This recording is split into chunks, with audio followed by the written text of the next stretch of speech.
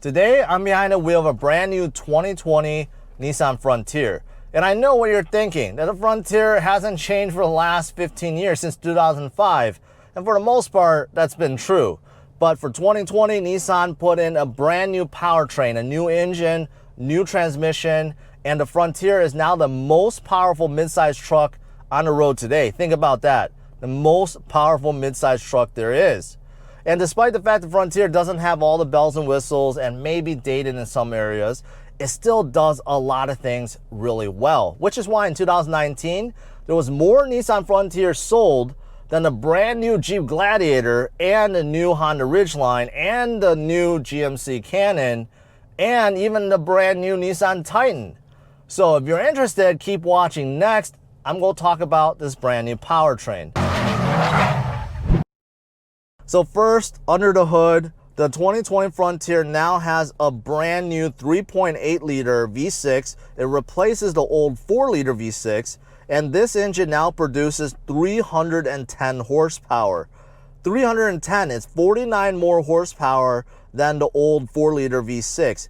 And this engine is mated to a new 9-speed automatic. This is the one that Nissan put in the brand new Titan, and it replaces the old 5-speed. Those of you guys that are looking for the manual, it is gone. The only transmission you could choose is this new 9-speed automatic.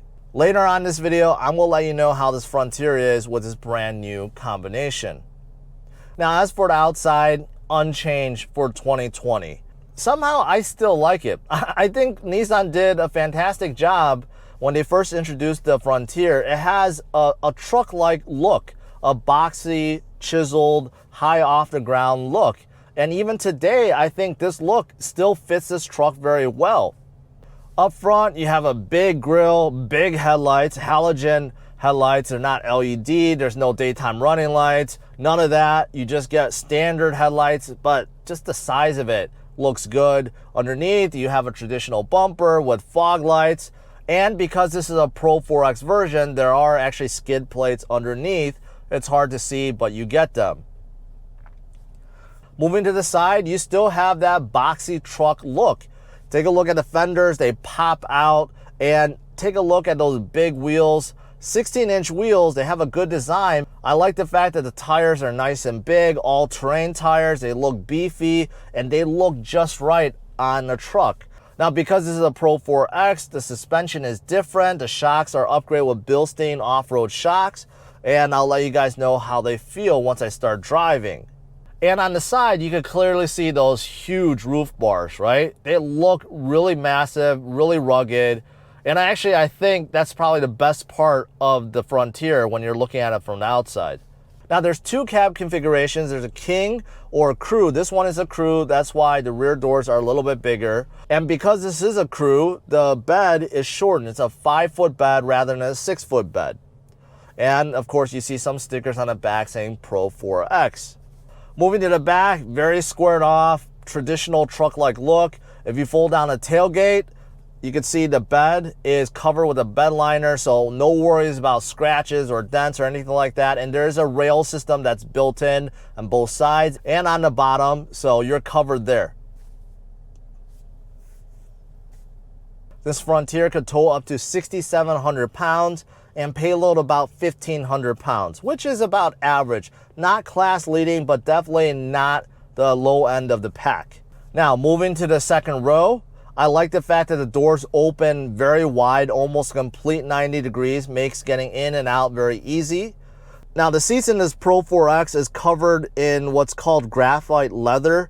I like the fact they're actually real leather. Most manufacturers are trying to get away with some kind of synthetic leather. Not in this Nissan Frontier, actual leather. And actually, the seat designs are okay. Now, as for passenger space, the Frontier does not excel in that. I'm 5'10", and behind my driving position, I have 0 legroom left, about 2 inches of headroom left, and it just feels very cramped. Also, there's no vents in the back, no ports of any kind. You only got 2 cup holders and 1 in each door. But the back of the Frontier is great for hauling. The seats actually fold 2 different ways. First, you could fold the seat backs down to generate cargo room, or you could flip them up, and there's actually a little bit of hidden storage underneath. But as you can see, if you fold both seats up, there's actually a good amount in the second row for a TV or a bike or whatever you want to haul back there. Now, moving up front to the front cabin, unfortunately, this is not a strong suit for the Frontier. It's a very basic cabin, full of hard plastic. It does not look very modern or sleek, but for some of you guys, that's what you're looking for. You don't really care about the bells and whistles. You just want to make sure that things work and things are easy to use. And that's what you get in this Frontier. You got a big steering wheel covered in leather. It actually feels pretty good. It just doesn't look very good. On the right side, you have some buttons for your cruise control. Left side, you have some buttons for your volume and your phone and modes. Now, moving to the gauge cluster, because of the Pro 4X, you do get white gauges and this chrome surround. That is different. But outside of that, everything else is pretty standard. Speedometer, tachometer, your fuel and temperature gauge. You have a few small screens to show what gear you're in, your odometer, and your drive settings. I'm going to show you that in a little bit. Power locks, power windows are now standard. You may be laughing. Yes, these were optional features before, but they are standard now. Now, moving to this infotainment screen, this screen is quite small, but it gives you the essentials. You know, CD player, your FM, you do have navigation in here as well, and you have a rear view camera. And you do get apps. So if you want to do Google search or Facebook, you can. It's actually built in, but no Android Auto, no Apple CarPlay, nothing like that. Underneath, you do have dual zone climate control, which is nice. That is standard, very easy to use. 2 knobs for temperature and also fan control and defroster options, all that good stuff. You also get heated mirrors in here, by the way, which is good for the winter. Underneath, this is where you can control your drive settings. You have 2-wheel drive, 4 high, and then 4 low. And you also do get a locking rear differential, which is great for off-roading for those of you guys that want to do that. Also heated seats in here, and then you have rear sensors too, rear parking sensors, which is nice, and another button for turning off traction control. Also, something new for 2020 is a push button start. It's in a weird position, but at least you get it. And you get a standard shifter, and there's manual shifting, which is a surprise. You have 2 cup holders, but there's some kind of insert that you can remove in case you had a bigger drink, a regular handbrake, and inside the armrest, you have a lot of storage and a 12V outlet. And by the way, you do have 1 USB port and another 12V outlet that's to the right of the switches. In the mirror, you do have a compass and a thermometer, and right now, as you can see, it's very, very hot. And on top, you do have a sunroof. And you get 2 glove boxes in here in case you wanted to store a lot of things. All right, I'm on the road, so let me tell you more about this Frontier in terms of how it drives, especially with this new powertrain. Right now, cruising around 45 miles per hour, this engine and transmission feels really good. I was a little bit afraid of the transmission because these days, modern transmissions, 9-speed, 10-speed, they tend to bog down when you're cruising because the transmission is geared very low and the manufacturer's trying to save gas, so they shift up really quick.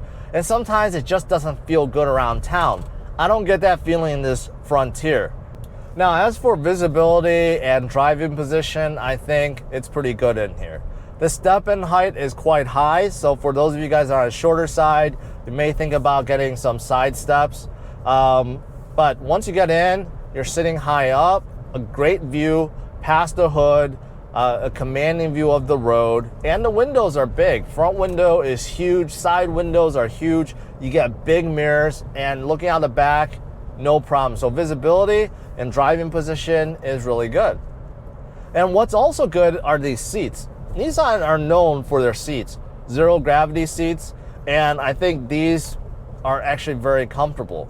Pro 4X, they're covered in this graphite leather, which feels good, and the cushion is just right.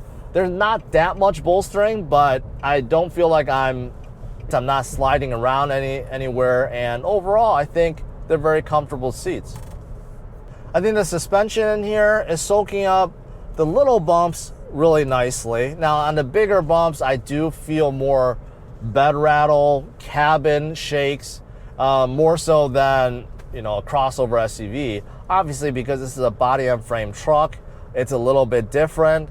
But overall, I think the suspension is comfortable enough for most of you guys. If you go daily drive this, you're not gonna have a problem.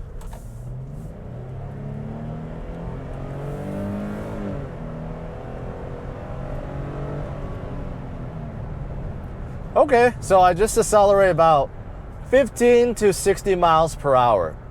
And acceleration, I would say, is lively, but not the quickest truck out there or the fastest car out there. Definitely a huge improvement over the last Frontier, that's for sure, or the last powertrain, I should say.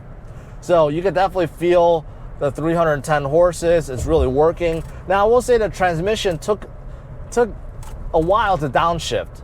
Like it delayed a downshift when other transmissions would probably try to downshift right away. So there's a slight delay with that. But once it did, the Frontier moved pretty quickly. The brakes in here isn't the greatest. I find the pedal to be mushy. The stopping point kind of random at times. I feel like I'm pushing the pedal down really hard and really far for the Frontier to stop. Sometimes I find it comes to a stop really quickly. So it's kind of a guessing game. So the brakes is not the best. I can see why there's such a loyal following for the Frontier. I mean, for people that just want the basics, just want a truck that just works, right? That's comfortable to daily drive. You could throw whatever you want in the second row or in the bed, and you can have some fun with it by, going off-road with it. I mean, this is a truck for people like that. You don't care about having a 12-inch screen in here. You don't care that you don't have wireless charging in here or ventilated seats, right? The Frontier is meant for people that just wants a truck that works and lasts for a long time without worrying about reliability issues. And that is why Nissan hasn't updated Frontier in such a long time, because in terms of sales figures, it's actually still pretty good. Not as high as, say, a Tacoma, but it's definitely up there. I mean, even the brand new Gladiator, I mean, it just came out. A lot of hype around it. But this Frontier almost outsells the Gladiator 2-1. Think about that, almost 2-1. Next, let me talk about trim levels, pricing, and give you my final thoughts on this brand new Frontier.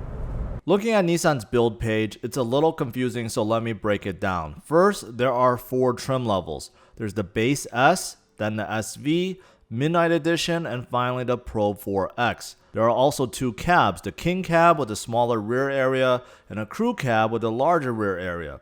And you have 2-wheel drive and 4-wheel drive. The Pro 4X I'm driving today only comes with 4-wheel drive and Crew cab. The price starts around $37,500.